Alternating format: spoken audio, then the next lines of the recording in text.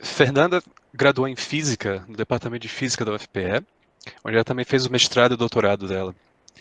Interessantemente, no mestrado, a Fernanda estudou transições de fase quânticas em sistemas magnéticos unidimensionais. E aí, achando que não era complicado o suficiente, ela resolveu estudar transições de fase em redes neurais, onde ela começou o doutorado com o professor Mauro Copelli. De uma forma ou de outra, era também o laboratório onde eu estava, o que diz que Fernanda e eu já nos conhecemos há muito tempo. Então, em algum momento eu vou chamá-la de Nanda, ao invés de professora Fernanda. Mas é o normal. A Fernanda também tem uma história já de experiência internacional. Ela fez pesquisas junto com o professor Cláudio Mirasso, na Universidade de Palma de Mallorca, se não me engano, Das Ilhas Baleares. das Ilhas Baleares, em Palma de Mallorca, onde ela mandava umas fotos no Facebook, no final do expediente, que fazia inveja para todo mundo. Só vendo. Ela também, depois que virou professora na UFAL, no Instituto de Física da UFAL, ela fez o pós-doutorado dela na França com o professor Stanislas Dehaene, onde ela também teve uma experiência com dados experimentais, que uniu junto com o trabalho dela dos modelos que ela conhecia antes e aumentou a experiência dela. A Fernanda, ela também se preocupa muito em democratizar a ciência. Uma coisa que ela faz é, por exemplo, escrever artigos de divulgação científica, por exemplo, nos cientistas feministas e alguns eventos como Soapbox Science, onde ela convida outras pessoas para poder fazer, para divulgar sua ciência lá. Nessa questão de divulgar a ciência, de democratizar a ciência, a Fernanda também tem os seminários da UFAL, que ela convida várias pessoas. E, inclusive, esses seminários da UFAL foram a origem desse evento que vocês estão assistindo hoje. Então, é com grande prazer que eu vejo hoje a palestra da Fernanda. Agora o palco é seu. Muito obrigado, Nando. Então, né? Deu para ver aí que uma parte vocês podem relevar, porque ele é meu amigo de muitos anos já, mas valeu. Foi legal aí a falar também, não só da parte da pesquisa em neuro, mas tanto da história lá do começo do mestrado, como das iniciativas de divulgação científica e mulheres na ciência e diversidade na ciência. Acho que é bem importante a gente levantar essa questão. Agora também da questão do parenting science, né? Com a pandemia ficou mais... As pessoas estão falando mais e pessoalmente também estou falando mais disso. Mas eu queria dizer que eu fui um pouco gananciosa aqui, né, na palestra, em falar um monte de coisa, e aí vocês controlem meu tempo, e eu vou tentar não entrar em muitos detalhes do que eu acho que essa comunidade conhece mais, mas para o pessoal que é mais novo, se precisar, se eu estiver passando por cima rápido, eu posso ir mais devagar e não preciso chegar até o fim. O importante é que vocês entendam, me acompanhem. E aí também acho que vai ser uma discussão bem válida, poder trocar uma ideia no final, assim, exatamente das metodologias que eu venho usando, saber o que vocês acham, onde é que a gente pode usar em outros lugares. Então, eu acabei trocando um pouco a ordem do que está no título. Eu vou falar de sincronização e biestabilidade mais para o final, que normalmente é o que vocês já me viram falando, que é sincronização antecipada, relações de fase, mas tudo meio relacionado com a mesma ideia de usar simulação computacional e análise de dados. Mas eu acabei preferindo deixar para o fim e falar primeiro do trabalho de criticalidade. Então, talvez me interesse aí uma parte de vocês, já teve outras palestras, né, do Maurício e tudo. Mas é um resultado que eu gostei bastante e uma abordagem diferente de criticalidade, que não era o que com o que eu vinha trabalhando antes. Então, o feedback de vocês vai ser bem importante. E a medida de complexidade que eu vou falar também, ela pode ser usada em muitos outros lugares. Então, acho que vai ser legal a gente caminhar junto. Se alguém perder alguma coisa, me pergunta. Bom, então, só para dar essa ideia geral, eu costumo dizer que o que eu gosto de trabalhar em neurociência computacional é essa ideia de conectividade funcional versus conectividade estrutural.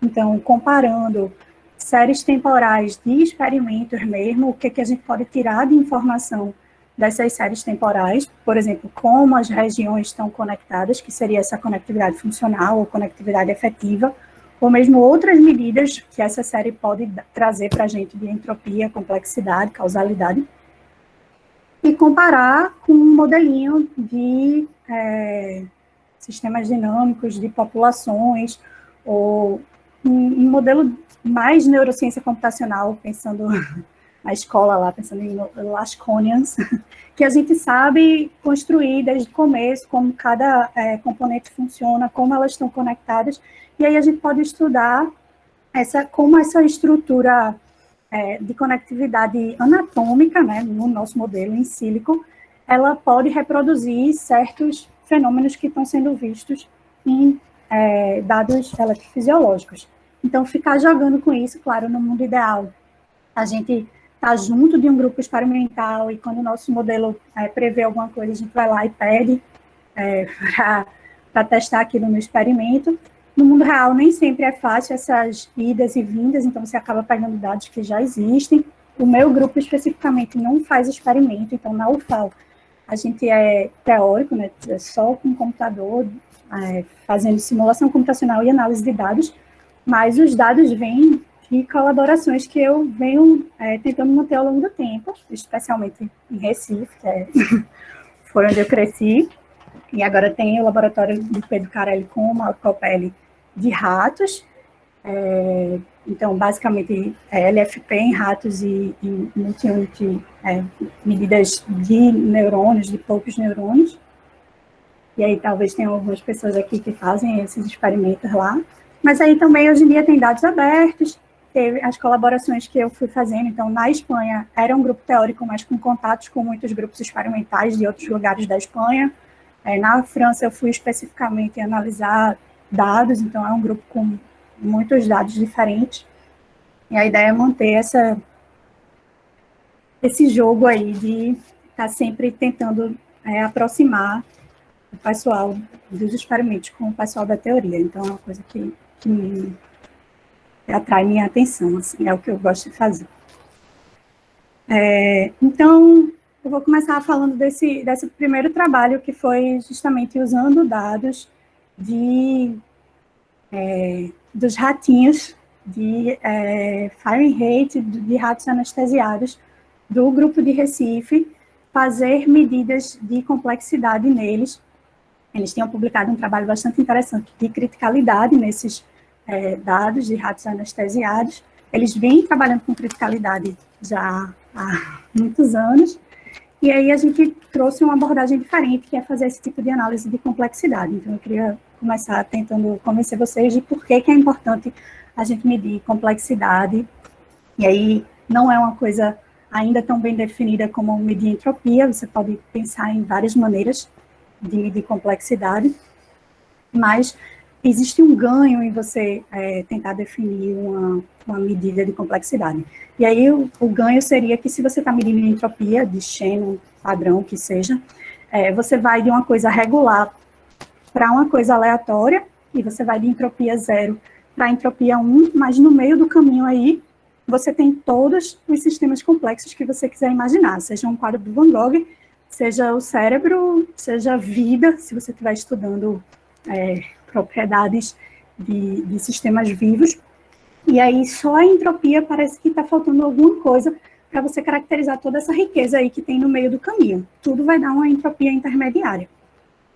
Se de alguma maneira você consegue definir uma grandeza matemática, que você pode vir a chamar de complexidade, e aí tem várias aí no cardápio, mas que você realmente consiga ter que coisas totalmente regulares ou coisas totalmente aleatórias vão ter uma complexidade baixa, mas essas coisas intermediárias que teriam entropia intermediária vão ter uma complexidade mais alta, então você agora pode tratar o seu sistema pensando nesse plano aí, complexidade e entropia, e você esperaria que os seus sistemas complexos tivessem mais perto aí do pico, nesse meio do caminho, e você talvez pudesse começar a definir alguma diferença aí entre quão complexo é um sistema em relação a outro, ou quão estocástico é um sistema em relação a outro, ou quão caótico é um sistema em relação a outro. Então, são perguntas interessantes do ponto de vista da física, e eu espero que quem não tenha visto ainda esse tipo de abordagem se convença de que é uma coisa legal da gente olhar também.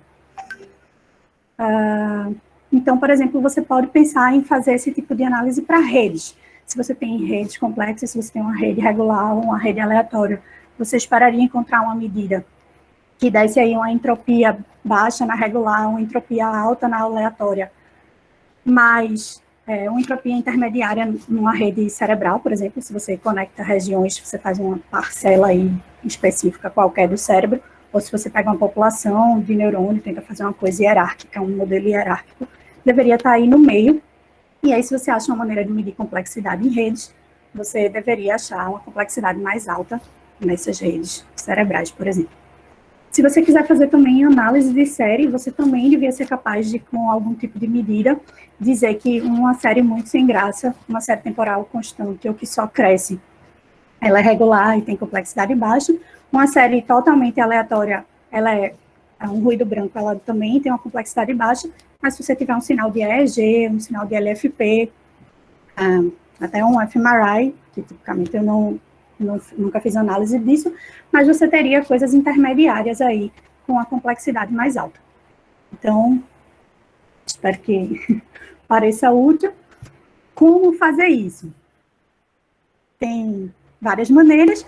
Aqui a gente tem usado, e parece ter um apelo interessante, é você usar essa abordagem simbólica. Então, para as séries temporais, não para o caso de redes aleatórias, de redes complexas, mas para as séries temporais você pode pensar em definir símbolos, e os símbolos estariam relacionados, vocês veem o meu mouse, né? Os símbolos, se você tem uma série temporal qualquer aqui, você pode escolher, por exemplo, um conjunto só de 3 pontos consecutivos e olhar quantos símbolos são possíveis de você encontrar. Então, você tem com 3 símbolos aqui, você tem que ele primeiro cresce, depois ele decresce, então você estaria representando esse símbolo aqui, 021, esse segundo símbolo. Se depois a sua série temporal decresce e decresce, o que você tem é esse último símbolo aqui, decrescer, decrescer.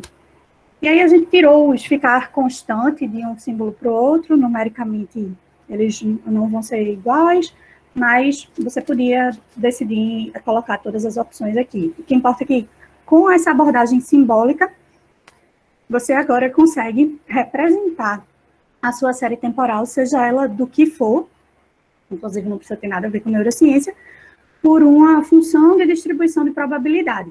Então, você conta quantas vezes aconteceram cada um desses símbolos e você tem essa distribuição aí, normalizada ou não. Então, nesse caso do exemplinho, só essa 021, que é crescer e depois decrescer um pouco menos, ela acontece 2 vezes. Ela acontece aqui no começo, ó, crescer e decrescer, e depois ela acontece aqui mais para frente, crescer e decrescer, e todas as outras acontecerão uma vez só. Faz sentido isso? Sim. Sem perguntas? Obrigada. Por isso que eu gosto de ver a cara Eu tenho uma pergunta, se puder fazer. Claro, já que eu não sou o Léo. O símbolo, os símbolos que tu vai conseguir buscar na tua série, eles vão depender do ponto inicial que tu toma para começar a procurar, certo? Então, se tu começar a procurar, nesse teu exemplo da figura B, no primeiro, tu vai ter o primeiro símbolo que é sobe e desce, certo? Então, seria o 021. Mas se tu começar a procurar no segundo ou no terceiro, o primeiro símbolo já não vai ser mais sobe e desce, vai ser desce e sobe. Isso, certo? mas tá. Mas não, assim, não importa. Eu vou continuar tendo o desce e desce aqui, que ele apareceu, o desce e desce é o último, ele apareceu aqui, no fim, uma vez. Então, a única coisa que eu perderia é que, em vez de ver 2 símbolos desse cresce e decresce, se eu não começasse pelo começo, eu só ia ver um aqui no fim. Se eu começasse pelo segundo ponto, essa minha barra só ia aparecer uma vez esse símbolo. Então, bom, dependendo de onde tu começasse, tu poderia perder o desce e desce também, né? Isso, mas, podia de perder qualquer maneira, eu penso, aí tu, né, a minha questão então, O que importa é a variabilidade dos símbolos, quantos símbolos estão presentes, não necessariamente qual exatamente símbolo está presente, certo? A variabilidade, sim, não sei se eu entendi exatamente, mas se você tem uma série muito grande, não teria problema se você tiver perdido os primeiros símbolos aqui, porque a probabilidade deles aparecerem deve se repetir nessa série. Então, tipo, não teria por que eu imaginar que eles só apareceram, por exemplo, no começo que eu perdi. Mas o que eu faço é, se eu tenho uma tarefa, eu vou olhar durante aquela tarefa quantos símbolos apareceram. E aí, realmente, o que vai importar nem é a ordem. Digamos, podia aparecer primeiro todos os símbolos 1, depois aparecer os símbolos 2, porque eu acho que nem é possível. O símbolo 1, sim, porque é só crescer, né? Então, digamos que ela só crescesse no começo e ela nunca mais crescesse. Mas, na minha distribuição de probabilidade, não vai importar se eles apareceram logo no começo ou se eles apareceram distribuídos ao longo da série. Vai importar mesmo essa cara da função, a variabilidade dela. Então, o que eu vou fazer é comparar com a distribuição mais sem graça de todas, que seria todo mundo com igual probabilidade. Então, no fim das contas, se eu perdi alguns, não é um grande problema. E uma outra pergunta rapidinha, desculpa. Nada, se tu está considerando três pontos por símbolo, certo? Isso significa que tu está esperando meio que por baixo do pano exista um processo não marcoviano com memória 2? Ou alguma coisa nesse sentido? Se tu considera 5 símbolos, tu teria uma memória de 4, um processo não marcoviano, alguma coisa nesse sentido? Está relacionado, mas não é bem o que eu estou esperando. O que a gente faz quando a gente faz a análise é ver se as coisas estão convergindo. Se eu uso 3 símbolos, depois se eu uso 4 símbolos, depois se eu uso 5, e aí dá para usar 6, 7 computacionalmente dá para usar, mas aí 8 já não dá. Que é porque a minha quantidade de símbolos vai aumentando muito, né? Tipo, fatorial, com quantos pontos consecutivos eu estou usando. Mas ainda tem um outro detalhe do método, que é, eu posso usar 3, mas, digamos, tipicamente para os resultados dos artigos, a gente acabou mostrando o que foi com 6, desde que tenha convergido. E a gente também pode fazer a análise depois fazendo downsampling dos dados. Então, imagina que agora, em vez de usar essa minha série temporal que eu escolhi aqui, eu vou ignorar ponto sim e ponto não. Então, eu vou excluir o segundo, o quarto, o sexto e o 8º ponto, e vou fazer a análise de novo. Então, essa possibilidade de fazer um downsampling e olhar o que ele muda no meu resultado, vai me dar mais coisas a ver com tempos característicos que estão relacionados com essa série. Então, se a minha taxa de aquisição de dados ela é muito alta, se eu consigo pegar a cada 0,01 milissegundos, eu vou ter muitos pontos e eu vou ter pouca informação ali, se o que eu estou interessado, por exemplo, é neurônios. E aí eu vou achar um downsampling que ele está me dando mais informação. Deve ser um downsampling aí perto da ordem de milissegundos. Então, ter 1, 2, 1 ponto a cada 1 milissegundo deve me dar mais informação do que ter tantos pontos antes. E aí isso estaria relacionado com esses tempos característicos do problema que eu estou analisando especificamente. Mas foi ótimo. Quer falar? Não, só agradecer. Nanda, aproveitando a interrupção, o Bruno Boareto está perguntando também como funciona essa análise para sistemas periódicos. Ela funciona do mesmo jeito, mas, de fato, vai aparecer aí alguma característica específica de que a série está se repetindo. Então, eu faço a análise sem pensar que ele é periódico, mas vai aparecer algumas assinaturas. Uma delas é que uma coisa que era periódica, quando eu vou fazendo downsampling, se eu pegar justamente um downsampling que a minha série que era periódica, para alguns downsamples ela fica só constante.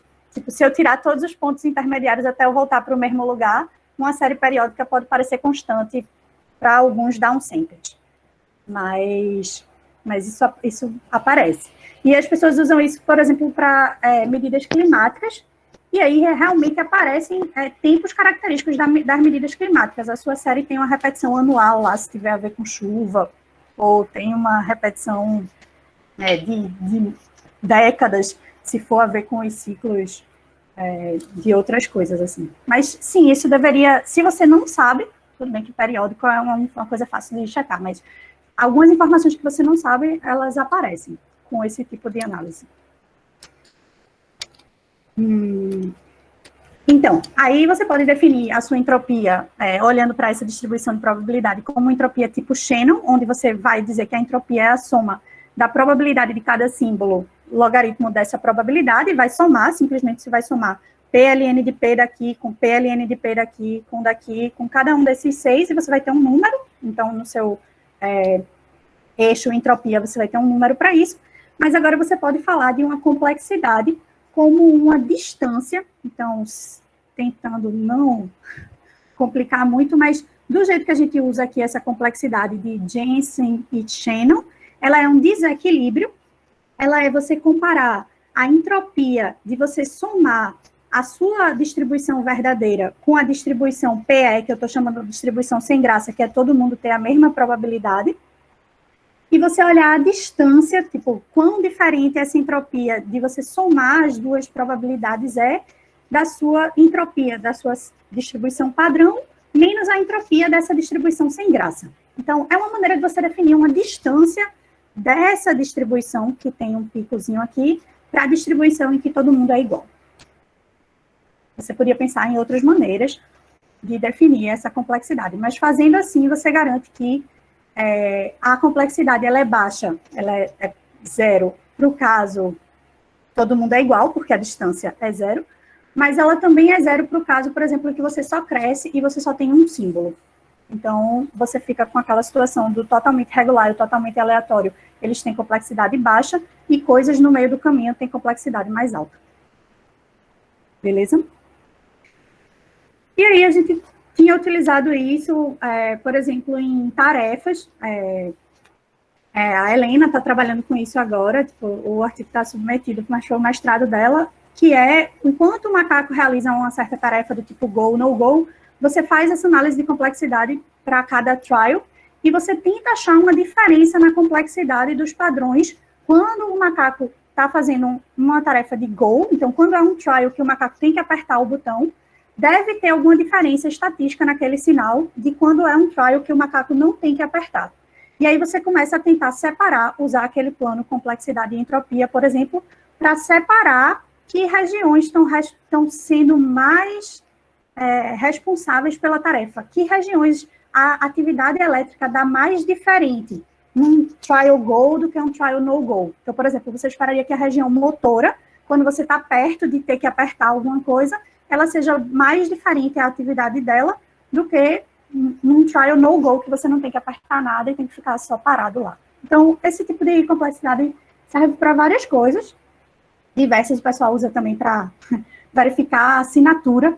Você tem uma assinatura lá, você transforma isso numa série temporal, e se a pessoa tentar falsificar a sua assinatura, vai dar muito parecido no olho, você não consegue perceber, mas se você calcula a complexidade daquele desenho lá, você consegue separar no plano e dizer quando é que a assinatura não está exatamente igual, digamos assim. Então, tem um bocado de aplicação legal aí que vocês podem pensar e a gente pode conversar também no fim. Mas aí o que a gente fez foi usar isso nos dados de criticalidade, e aqui talvez eu não precise gastar tanto tempo nessa parte, mas a ideia de criticalidade que vem rodando aí os físicos na neurociência já há alguns anos, é essa ideia de que a gente deveria estar perto de um ponto ótimo por razões diversas, mas, por exemplo, se a gente pensar num sistema olfatório, quando a gente sente o cheiro do café,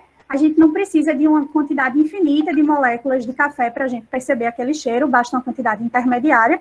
Se o nosso cérebro estivesse atuando de uma situação subcrítica, a gente precisaria realmente pegar o café muito perto para poder sentir aquele cheiro, e de um outro lado, se o nosso nariz estivesse atuando de uma maneira supercrítica, se a gente sentisse um cheiro de café de manhã cedo, a gente ia passar o dia ativando aquela memória e lembrando daquele cheiro de café, numa cascata em que um neurônio ativa mais do que um outro em média. Então, a gente deveria estar aí otimizando alguma coisa, deveria estar perto de um ponto crítico, em que, na média, um neurônio ativa em média, um outro neurônio só, e aí os estímulos duram algum tempo na rede e depois desaparecem. E Alzheimer, me perdoe aí, qualquer coisa.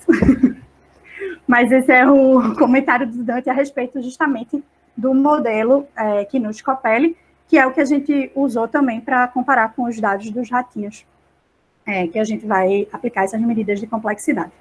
Mas, então, desde 2003, aí, o Beggs e Plante tinham mostrado evidências de avalanches neuronais em dados de LFP de ratos, então existia uma lei de potência característica com expoente característico. Se você conseguisse definir a avalanche como sendo quantos neurônios disparam em cada um da sua janela de tempo, então, se você fica observando lá os neurônios dispararem, esse raster plot seria os neurônios disparando, para o pessoal que não é muito dessa área.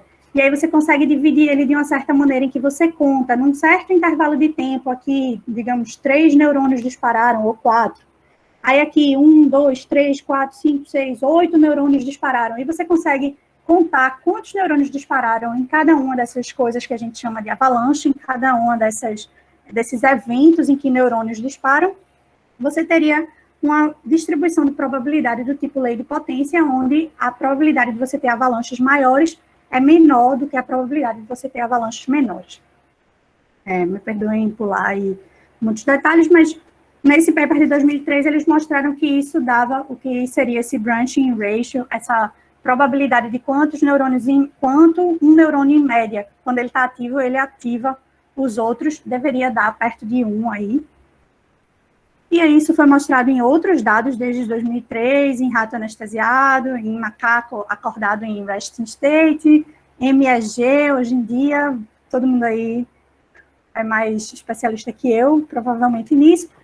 Mas, em 2019, o pessoal de Recife publicou esse artigo mostrando mais assinaturas de criticalidade e uma comparação com estados corticais. Então, no ratinho anestesiado lá, a atividade elétrica desse rato anestesiado, ela flutua ao longo do tempo aqui. Não é que ela está sempre, por exemplo, num estado crítico, mas você consegue quantificar o quanto ela flutua usando esse coeficiente de variação aqui, que é você olhar uma certa janela e ver na média qual é o firing rate daquela população naquela janela. Então, você fazer a variância desse sinal dividido pela média desse sinal te dá aí uma boa medida de variabilidade desses estados corticais. E aí, o que eles conseguiram mostrar é que tem estados corticais que são ditos bastante sincronizados, então, que ficam momentos de silêncio muito grandes e, de repente, tem uma rajada aqui de atividade. Tem estados corticais que parecem bastante bagunçados, digamos assim, desincronizados. E tem estados intermediários aqui, onde nesses estados intermediários, eles encontram assinaturas de lei de potência, assinaturas de criticalidade. Então, não só a lei de potência, mas também algumas outras que vinham sendo sugeridas aí como mais fortes para a relação entre os coeficientes, os expoentes das relações. Mas o que esse resultado, à luz das ideias de complexidade, chama a atenção? Parecia que eles estavam olhando um sistema que era uma coisa muito sincronizada aqui de um lado, muito sem graça, porque é muito sincronizada, e uma coisa que era muito desorganizada, muito bagunçada do outro lado, e que a criticalidade estava acontecendo justamente aí no meio do caminho para valores intermediários dessa variabilidade. Isso deu um gostinho muito grande de que, eita, se a gente usar essas medidas de complexidade, o que eu esperaria é que a complexidade seja baixa nesses dois extremos aqui e mais alta nesse aqui do meio. Enquanto que se eu usasse somente uma medida de entropia, eu iria de uma entropia baixa aqui para o super regular, para uma entropia alta para o super aleatório. Então, se eu usasse só a entropia de Channel, eu não ia conseguir achar um pico ou nada no meio do caminho para esses estados críticos. Mas talvez usando complexidade desse para a gente quantificar aí alguma coisa. Então, a ideia foi justamente tentar olhar esses estados desincronizados e sincronizados e ver se tinha alguma coisa interessante interessante no meio do caminho. Tinha, né? Tinha todas as leis de potências e todas as assinaturas de criticalidade, mas se tinha alguma outra coisa, se tinha como acessar isso por um outro caminho, por exemplo, com as medidas de complexidade que eu expliquei antes. Então, foi isso que a gente fez, usando o mesmo tipo de medida que eles fizeram para o CV aqui. Então, olhando como é que a atividade do ratinho está, enquanto o rato está anestesiado ao longo do tempo, olhando para essa variabilidade dela, dá para ver que o CV vai mudando, então tem hora que o CV é alto, tem hora que o CV é baixo.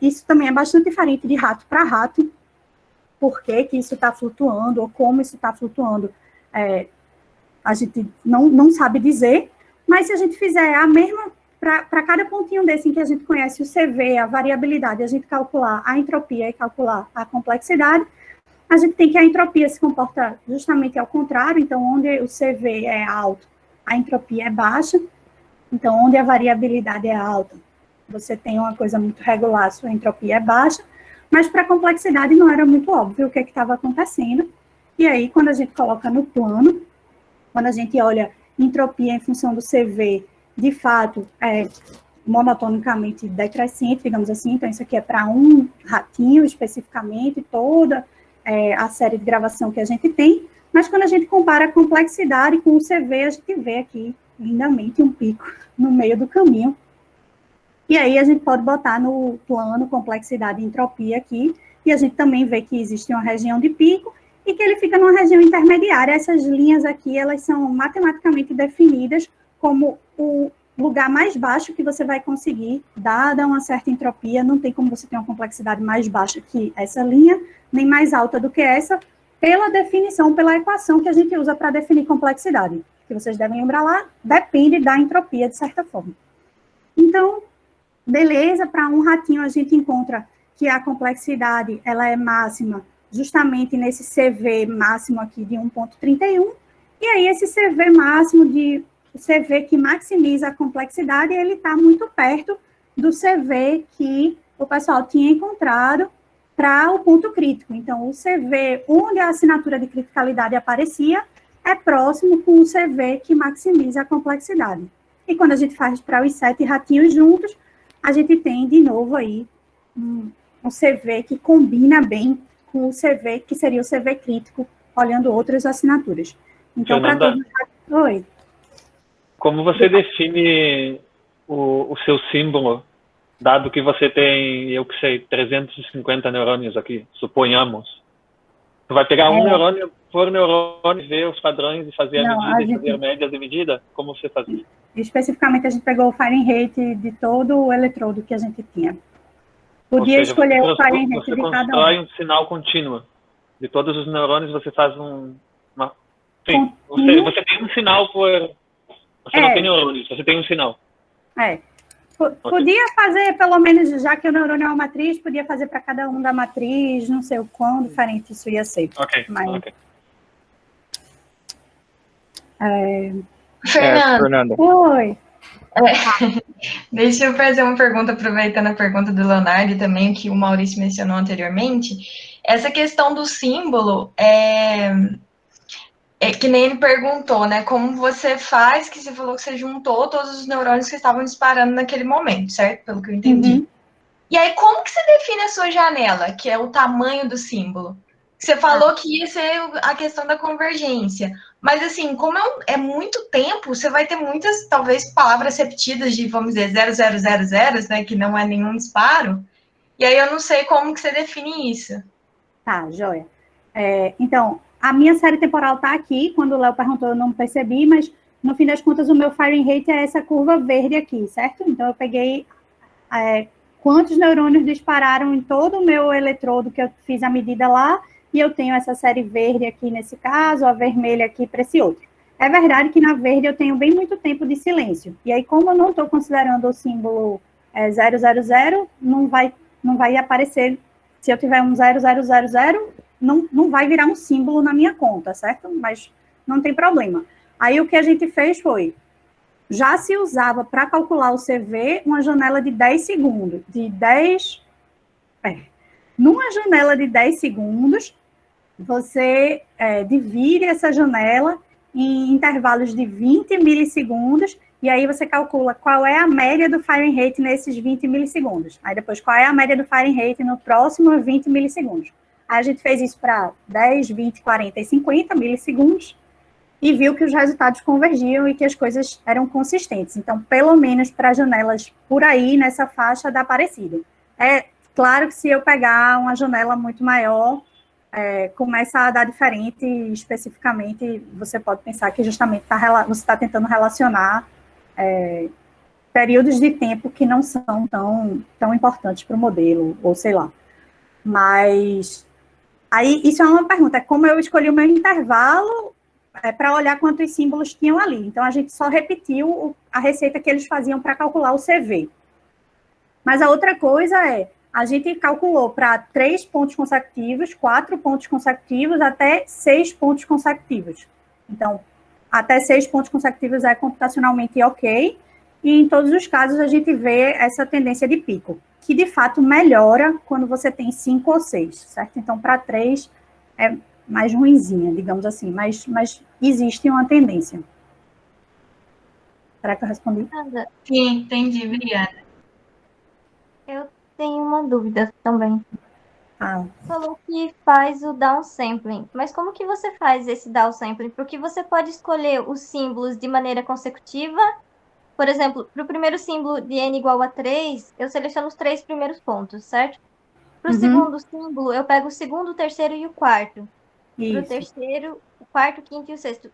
Tu faz assim E aí, esse downsampling você faz pulando intervalos de tempo entre o primeiro e o segundo símbolo ou pulando pontos dentro do mesmo símbolo?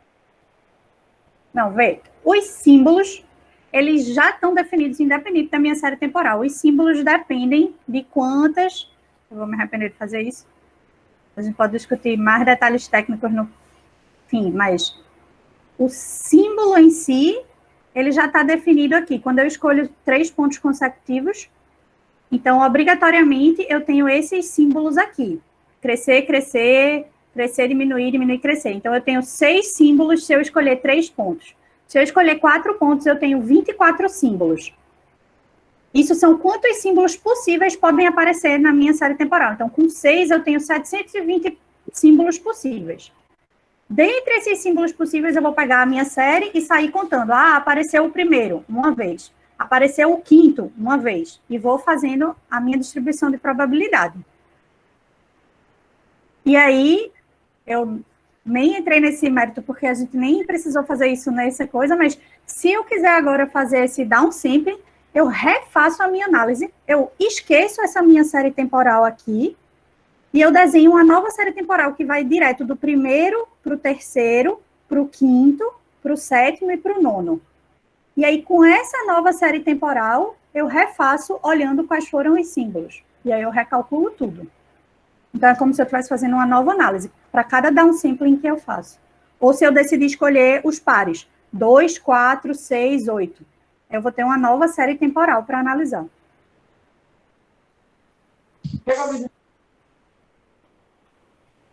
Foi? Certo, Fernanda. Muito obrigada.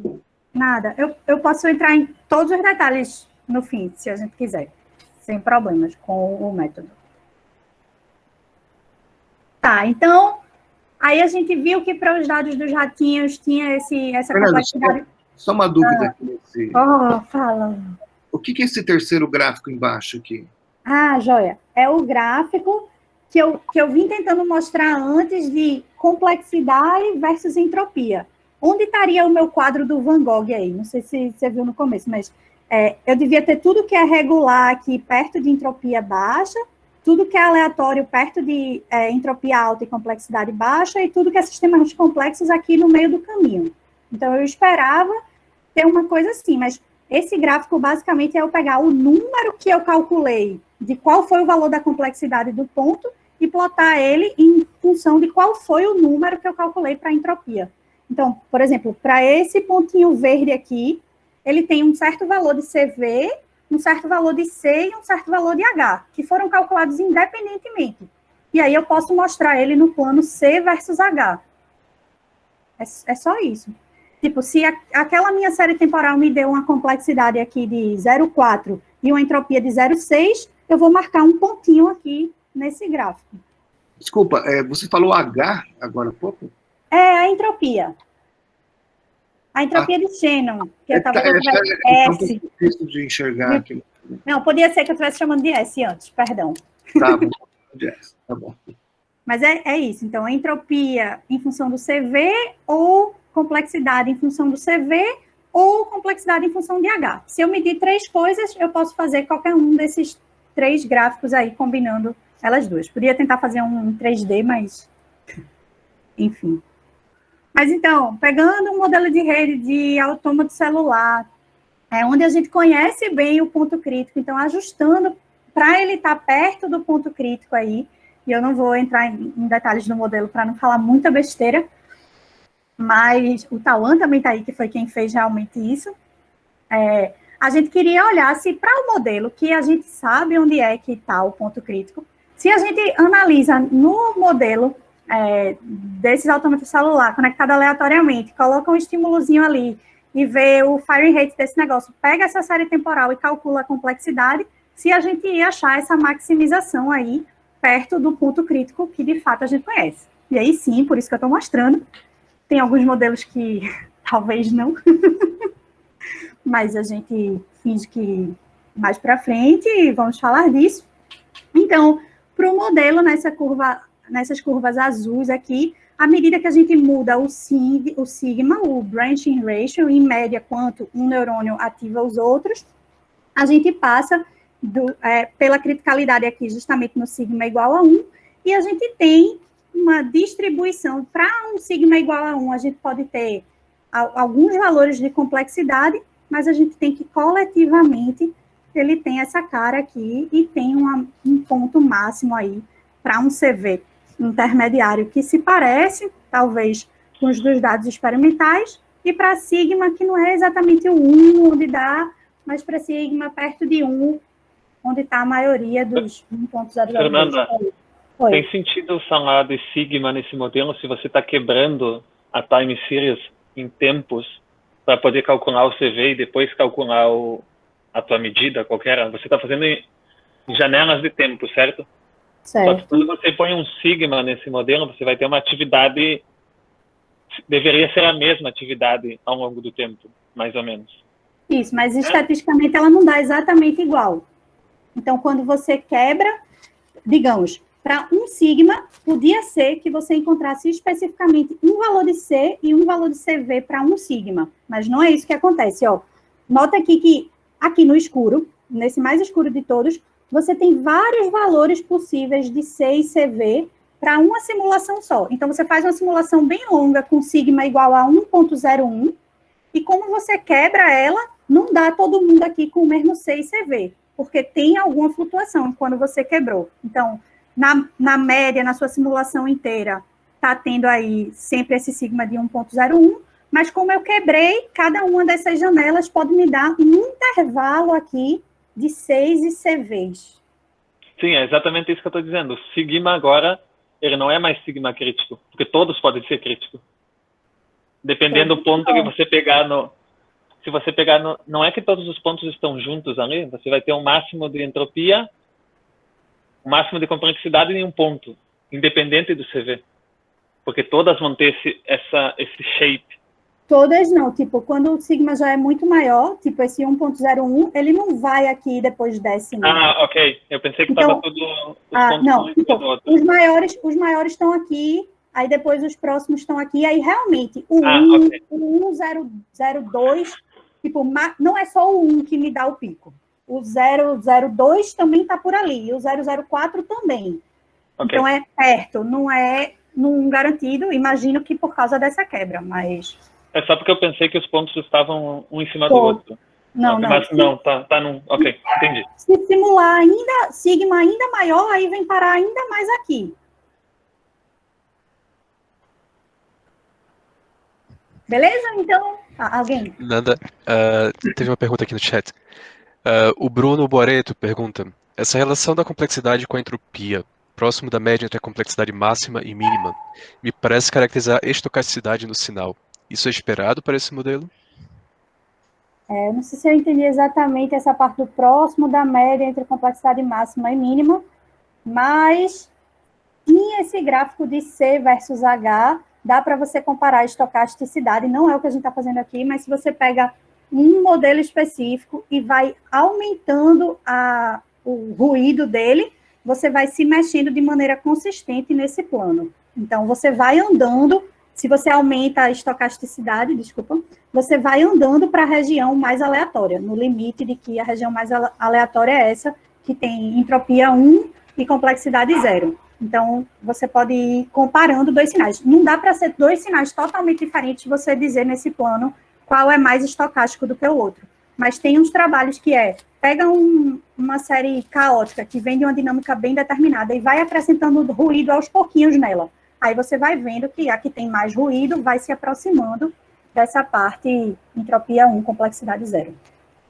Então, é bem interessante isso, porque é uma pergunta aberta, distinguir estocasticidade de caoticidade. Mas eu não sei se era exatamente essa a pergunta do Bruno. Aí aqui é só para mostrar que o azulzinho, que é o modelo, e o cinzinha, que são os ratos anestesiados, parecem bastante combinandinho.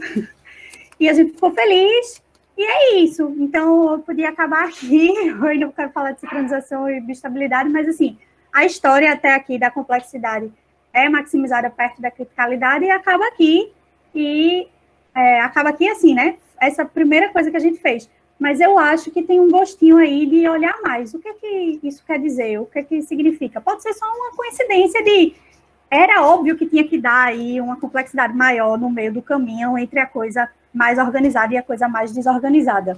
Mas deu tão bonitinho, os CVs, deu no modelo, dá um gostinho de vamos olhar mais, né? Mas por hora é isso, ratos anestesiados e modelo do Ozan. Beleza?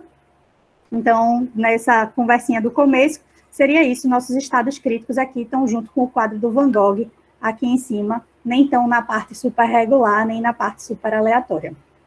Então, para quem não tem o compromisso das 4, como a gente normalmente se estende um pouco mais, eu vou falar um pouquinho, que eu gosto muito dessa parte, mas eu vou tentar falar rápido também, depois a gente decide aí se deixa gravado, se acaba antes.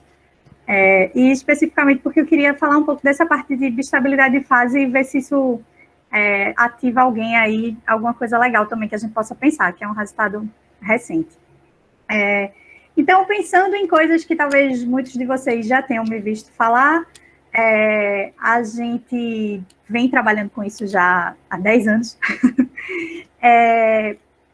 Existia uma ideia de que quando você vê dados eletrofisiológicos de macaco, quando você mede a LFP de duas regiões, se você conseguisse medir, por exemplo, usando medidas estatísticas, uma causalidade, você tentar achar a direcionalidade desse sinal, a medida mais comum até agora que o pessoal vem usando, a causalidade de Granger, se você conseguisse medir duas regiões e você visse que uma região A influencia uma região B, ou causa estatisticamente uma região B, se parece que o fluxo de informação está indo de A para B, se esperava, em neurociência, muito se dizia assim por alto nos artigos, que você ia ver uma correlação entre a atividade dessas duas regiões, com um atraso que dissesse que ativações em A acontecem e depois de um certo tempo, ativações em B acontecem.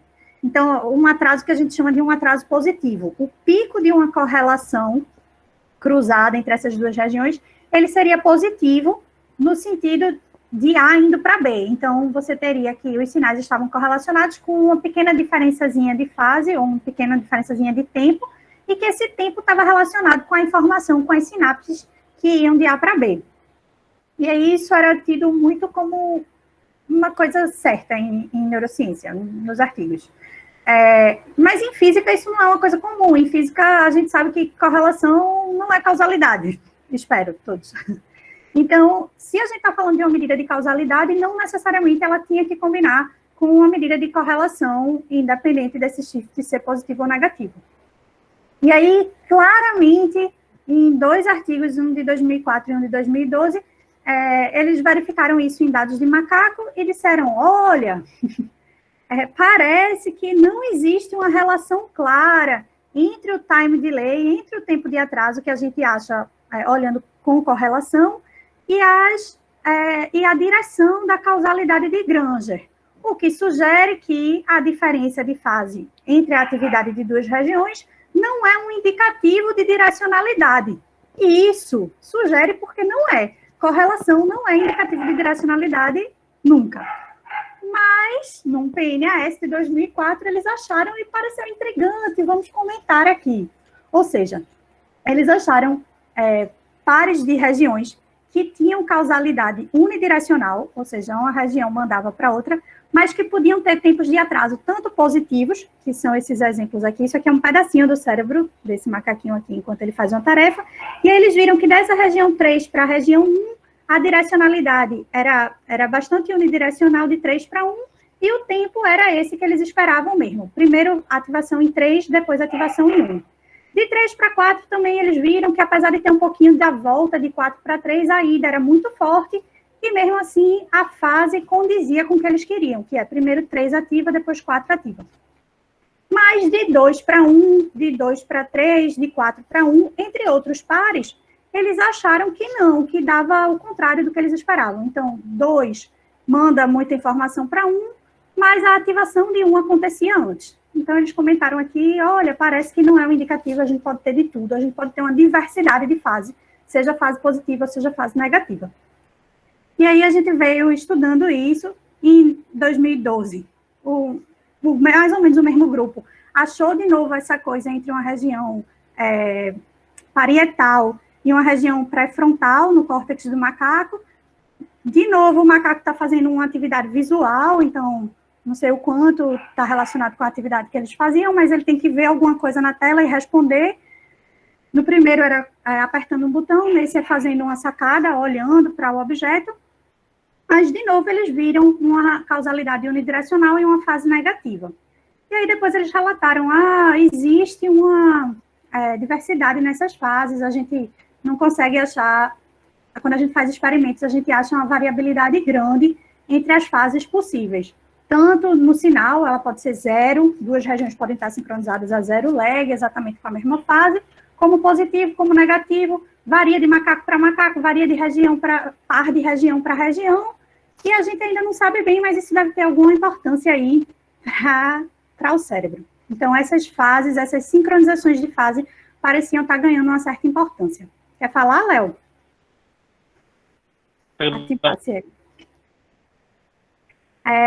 E aí, desde então, a gente vem fazendo modelos de populações corticais, onde a gente realmente conhece a conexão unidirecional, a gente obriga que só uma população A manda sinapse para uma população B, então a gente garante que a informação está indo de A para B, e a gente começou a tratar as séries temporais que surgem desses modelos do mesmo jeito que a gente tratava os dados dos macacos. A gente pediu dados do macaco para o grupo e tal, e começou a fazer esse tipo de análise para mostrar que, olha, não tem nada demais, a gente consegue, com um modelo de populações de neurônios que a gente realmente conhece, que é unidirecional, encontrar essas fases negativas, que a gente chama de sincronização antecipada, ou encontrar essas relações de fase com diversidade.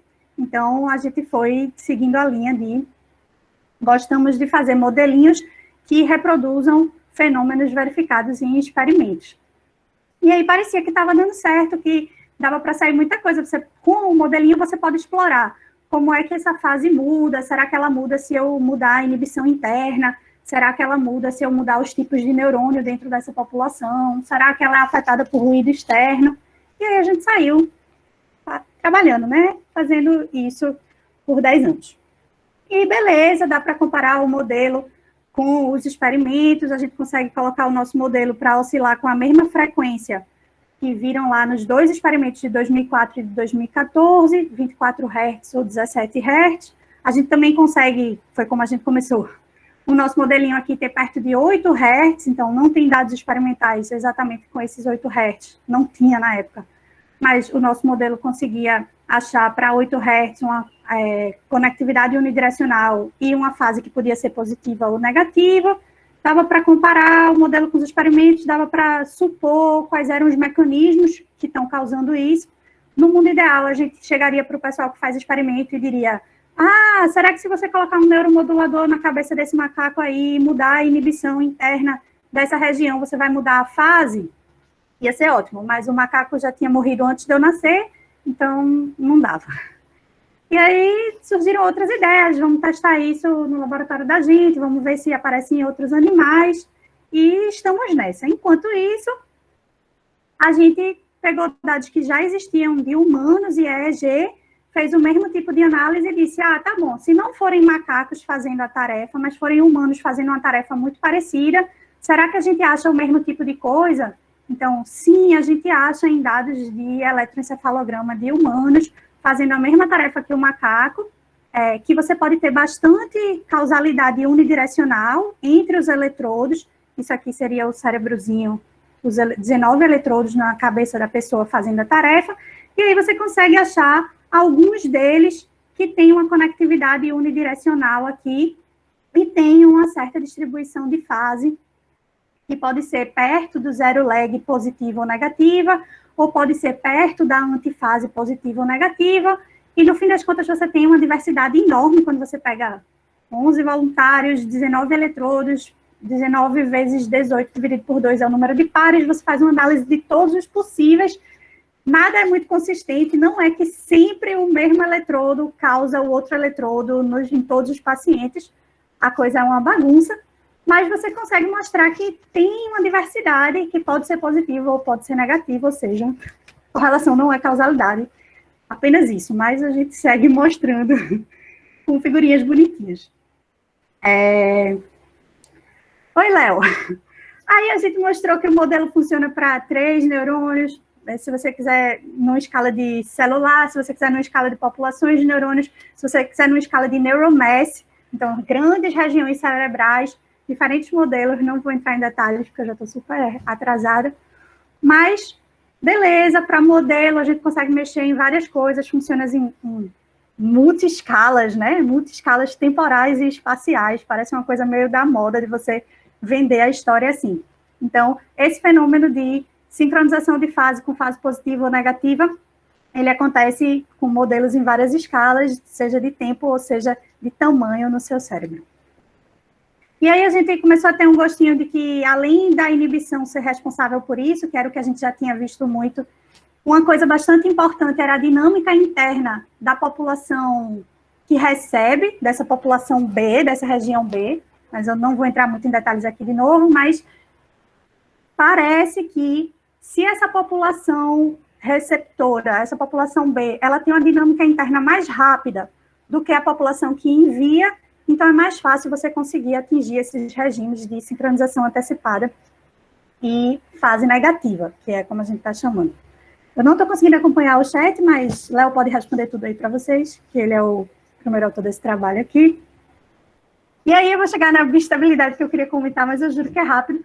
Mas foi uma coisa bem legal que a gente achou, e recentemente, que é, além de você poder ter esse regime, que você tem causalidade unidirecional e uma fase positiva para alguns parâmetros, ou uma fase negativa para outros parâmetros, a gente achou no modelo de populações conectadas unidirecionalmente, que tem uma região que você consegue encontrar uma bistabilidade entre um regime de fase positiva e um regime de fase negativa. Então, não é que o seu sistema está sincronizado, não é mais uma sincronização de fase, mas é um estado bistável, então eu espero que dê para ver por essa figurinha aqui, um estado bistável que às vezes está antecipando, então às vezes o tempo de resposta da receptora está acontecendo antes do que o da que envia, mas às vezes sozinha, eu não estou fazendo mais nada na minha simulação, esse sistema pula para um regime de sincronização atrasada, que é o usual, que é A responde, A ativa e B ativa depois disso. Então, você tem aqui essa assinatura clara de regime bistável, que passa um certo tempo, que você não consegue dizer quanto tempo é, a distribuição desses tempos também não é trivial, mas ele às vezes está em DS, sincronização atrasada, às vezes está em AS, sincronização antecipada, eu fui embora. E você tem muito bonitinho aqui uma distribuição de probabilidade aqui a distribuição dos tipos de atraso bimodal para um único regime. Então, para esse único regime, às vezes ele está em AS, às vezes ele está em DS com essa distribuição aí. Então, já é uma diversidade de fase de um único regime, Mas assim também, além dessa universidade de fase, ele está mudando de um para outro. Aí, tá, grande coisa, para que isso serve? Aí o legal, eu gostaria de ter mais dados para analisar, para comparar com isso. E aí a vida real como é que no grupo que eu estava lá na França fazendo pós-doc, que não tinha nada a ver com isso, no corredor, eles publicaram um experimento com MEG, magnetoencefalograma, de percepção biestável. Então, sabe aquela brincadeira de falar cajá, cajá, cajá, cajá, cajá? E às vezes você escuta jaca, às vezes você escuta cajá. Isso é estudado em neurociência, parece brincadeira, mas assim como esses cubozinhos que a gente às vezes vê à frente como sendo uma das paredes e às vezes a gente vê a outra. E se a gente ficar olhando para a figura que não está marcadinha, colorida, né, só para o cubo, a gente às vezes, a gente não controla, às vezes a gente tenta procurar, mas se a gente ficar só olhando, isso muda sozinho. Essa percepção biestável, seja do cubo de Necker, como do cajá, cajá, cajá, que em francês também existe, lamp, lamp, lamp, lamp, que é plan e lamp, ela está acontecendo alguma coisa porque o estímulo externo do mundo está sendo igual e alguma coisa está acontecendo dentro do nosso cérebro que está mudando. Então, a gente está mudando alguma coisa interna que faz a gente perceber uma coisa ou outra. E aí, esse grupo mostrou, com o magnetoencefalograma, que quando você percebia cajá, não era essa palavra, era lamp, ou quando você percebia jaca, o que mudava no seu sinal, quando eles analisavam esse sinal de MEG, quando a pessoa está ouvindo uma coisa ou está ouvindo a outra, era justamente a fase. Então, é como se, quando a pessoa está sentindo essa percepção, ela está com uma região oscilando com uma certa fase, quando ela percebe cajá, e oscilando com uma outra fase, quando ela percebe jaca. E isso era consistente, pelo menos a diferença de fase entre essas duas coisas eram consistentes nos pacientes. Então, dá um gostinho de que esse modelo de biestabilidade de fase aí entre AS e DS, ele podia ser útil para um modelo cortical em que realmente você está percebendo e por ruídos externos do mundo aí, você às vezes vai perceber cajá e às vezes vai perceber jaca. Indiscriminadamente. Oi, Léo. Fernanda, você explorou por que o seu modelo fica transitando nesse B-stable regime? Porque eu imaginaria, olhando para os dados, que é como se em algum momento que tu fala, sei lá, jaca, a tua população estaria recebendo um ruído externo diferente da outra. Ou seja, quando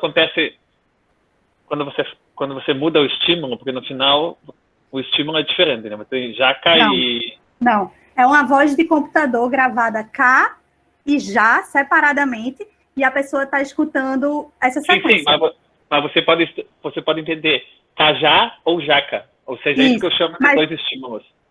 Tá, mas é isso, isso é importante. Eles fazem o experimento de uma maneira para garantir que não é porque é diferente. Quando sou eu que falo, você podia dizer que eu, de certa forma, mudo a minha fala para, às vezes, falar mais parecido com cajá e, às vezes, mais com jaca. Mas eles fazem gravado de um jeito que o estímulo externo é o mesmo. E a pessoa aperta um botão quando ela está percebendo um ou quando ela está percebendo o outro. Mas a sua percepção não é a mesma, embora o estímulo externo seja o mesmo. Beleza. A percepção mudou. Seu cérebro faria com que você tenha dois sinais, que seria jaca e cajá. Isso, exato. E isso, de certa forma, cada uma das palavras, ou seja, quando tu tem a percepção X ou Y, a sua população responderia de uma maneira, para ter esse shift de... Isso. Ok. Isso foi o que elas mostraram, porque é um artigo com 4 mulheres. Ou seja, então, você não chegou a explorar no modelo mecanismos possíveis? Não. Ainda não. Okay. Eu posso contar... A gente pode parar de gravar, não, mas na verdade, né, o modelo, quando eu ainda estava no doutorado, explorando os parâmetros, eu vi que quando a gente abaixava demais as condutâncias excitatórias e inibitórias, começava a ter um negócio meio estranho, e aí tem uma figurinha lá na minha tese que esse negócio é biestável. É só um mapa de retorno mostrando que às vezes está de um lado e às vezes está do outro. Então, desde essa época, eu já tinha esse feeling de que tinha a ver com o ruído externo estava fixo, e eu abaixava os valores do acoplamento. Então, quando a gente chega numa relação de que o ruído externo é tão significativo quanto o acoplamento, esse ruído joga o seu sistema para um lado ou para outro.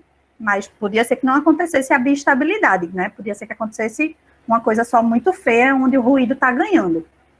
Então, esse trabalho especificamente, ele é analisado em condutâncias pequenas, onde esse ruído é válido, e o máximo que eu posso falar de mecanismo é, eu explorei como é que era a transição de delay synchronization para anti-stated synchronization, passando por esse biestável, mudando ruído, excitação e inibição. Então, mexendo nos três, a gente consegue ver mais ou menos, mas não acha sempre que é o dobro do outro funciona.